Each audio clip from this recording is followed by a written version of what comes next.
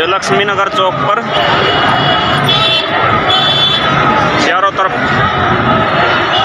गाड़ियों की हवा निकालकर चक्का जाम, दारू के ठेकों के विरोध में प्रदर्शन हो रहा है बीजेपी द्वारा। मिला टाइम्स में आपका स्वागत है। मैं असरार अहमद। दिल्ली सरकार की नई आबकारी नीति का आज दिल्ली की सड़कों पर जबरदस्त विरोध प्रदर्शन किया गया। भारतीय जनता पार्टी ने दिल्ली सरकार की नई आबकारी नीति का विरोध किया और दिल्ली के लक्ष्मी नगर पर एक रोड को ब्लॉक भी कर दिया और वहां जमकर हंगामा हुआ। आपको बता दें कि नई आबकारी नीति के तहत दिल्ली के हर वार्ड में शराब के ठेके खोले जाएंगे, जिसकी वजह से भारतीय जनता पार्टी इसका विरोध कर रही है, क्योंकि दिल्ली सरकार ने अब शराब पीने की उम्र को भी कम कर दिया है। 25 से 21 साल ये एज कर दी गई है। पहले आप दिल्ली में अगर कोई शराब पीता है तो उसकी एज 25 साल थी।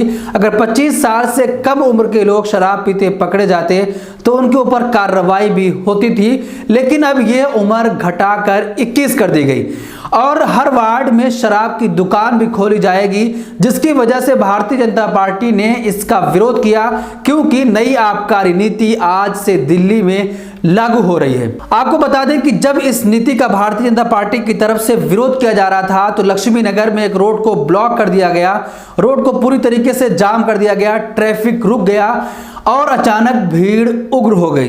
इस तौर पर कि जो डीटीसी की बसें उस रेड लाइट पर पहुंची हुई थी, सबकी हवा निकाल दी गई।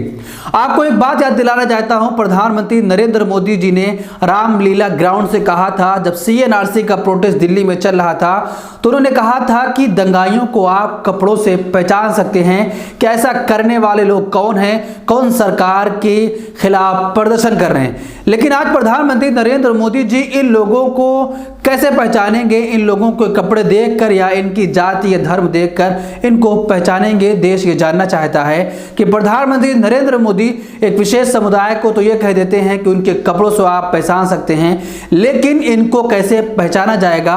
प्रधानमंत्री नरेंद्र मोदी जी इस पे भी आप कुछ बोलेंगे या नहीं? आपको बता दें कि जब दिल्ली में प्रोटेस्ट चला था सीएनआरसी का, तो उस वक्त सीएनआरसी प्रोटेस्ट करने वालों को क्या क्या नहीं कहा गया। आतंकवादी कहा गया, पाकिस्तानी कहा गया, देशद्रोही कहा गया, सारे टैग इनको दे दिए गए थे।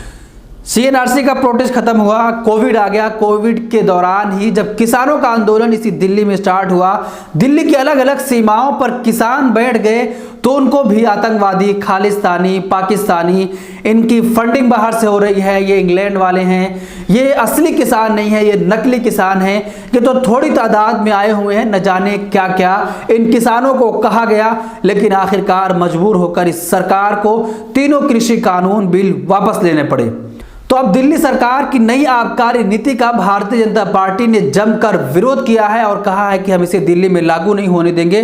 सिर्फ इतना ही नहीं किया, बल्कि रोड को ब्लॉक कर दिया और चक्का जाम किया। आपको एक और बात यहां पर याद दिलाऊंगा कि चक्का जाम की बात की वजह से शर्जील इमाम को आज सेडिशन के चार्ज में जेल में रखा गया है।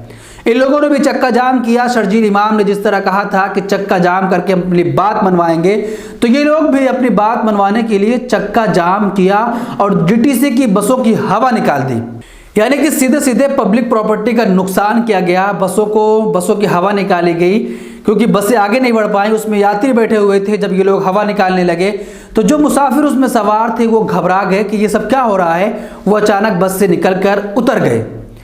तो इनके ऊपर क्या कार्रवाई होगी वो भी बताना होगा कि जिस तरीके से जब जामिया हिंसा हुआ था उसमें एक बस में आग लगी, वो विवादित मामला था। कुछ लोगों ने कहा कि छात्रों ने लगाई है, तो कुछ लोगों ने कहा कि दिल्ली पुलिस के जवान ने उसमें आग लगाई है। तो अब ऐसा करने वालों के खिलाफ क्या कार्रवाई होगी ये भी देश जानना चाहता है। भारतीय जनता पार्टी ने जमकर इस नीति का विरोध किया है, लेकिन दिल्ली के उप मुख्यमंत्री मनीष सिसोदिया ने एक ट्वीट करके कहा है कि दिल्ली में बीजेपी वाले नई आबकारी नीति से बौखलाए हुए हैं, क्योंकि अरविंद केजरीवाल जी ने दिल्ली में 3500 करोड़ की चोरी रोक दी है।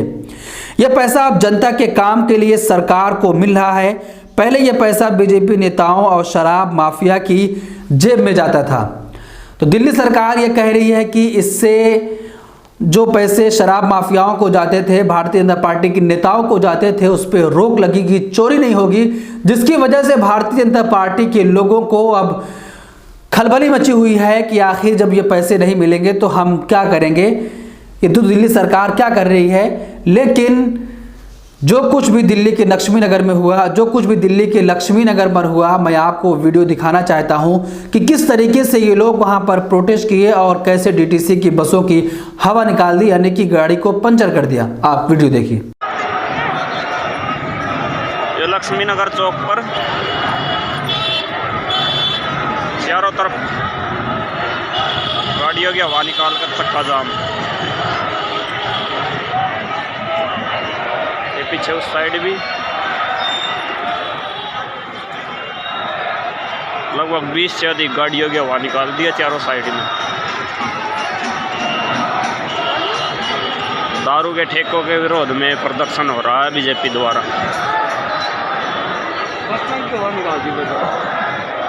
20 से अधिक गाड़ियों की हवा निकाली हुई है।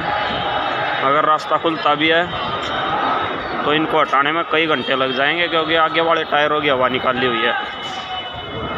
जो बसें आगे खड़ी थी रेड लाइट पर, सबसे आगे जो खड़ी थी, उनके आगे वाले टायरों की हवा निकाल दी है।